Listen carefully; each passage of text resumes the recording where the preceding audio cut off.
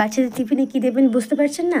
দাঁড়ান দাঁড়ান, ঘরে আছে চিড়ে, তো চিড়ে দিয়ে একটু পোলাও বানিয়ে দিন। জানি সবাই প্রত্যেকেই বাড়িতে বানান, তবে আজকে আমি একটু বানালাম, আপনাদের সাথে একটু ভাগ করে নিই। আলুগুলোকে ডুমো ডুমো করে কেটে আলু, পেঁয়াজ, একটু কাঁচা লঙ্কা সমস্ত কিছু জোগাড় করে নিয়েছিলাম। আর চিড়েটাকে ধুয়ে ভালো করে জল ঝরিয়ে শুকিয়ে নিয়েছি। এরপর কড়াইয়ে দেবো সর্ষের তেল, তাতে কাঁচা লঙ্কা আর জিরে ফোড়ন দিয়ে আর ডুমো ডুমো কেটে রাখা আলুগুলোকে ভালো করে ভেজে নেব। আলুগুলো একটু লাল লাল হয়ে গেলে পেঁয়াজটাও দিয়ে দেবো সঙ্গে। এরপর আলু পেঁয়াজটা ভালো করে ভাজা হয়ে গেলে ঝুরঝুরো চিড়েটা তার মধ্যে ঢেলে দিন। আমি তার আগে আলুটার উপর নুন, মিষ্টি আর একটু হলুদ দিয়ে নেড়ে নিয়েছিলাম। আপনারাও করে নিতে পারেন, কিংবা চিড়েটা দিয়ে করলেও কোনো অসুবিধা নেই।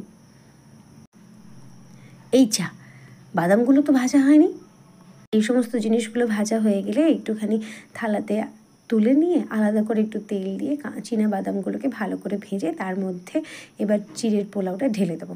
এরপর হালকা নাড়াচাড়া করে নামিয়ে দিলে একটুখানি ঘি দিয়ে দেবেন।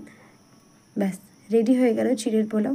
বাচ্চার টিফিনে বা হাজব্যান্ডের টিফিনে বা সন্ধ্যের জলখাবার বা সকালের জলখাবারে দিব্যি পরিবেশন করতে পারেন এই চিড়ের পোলাও।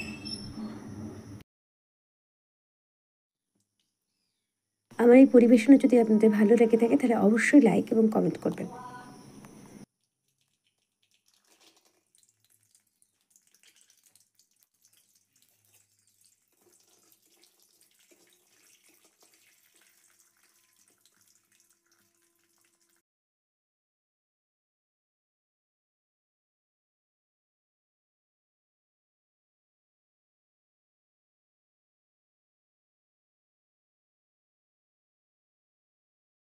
হ্যাঁ,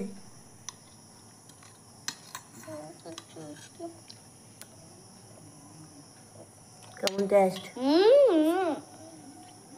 ভালো টেস্ট।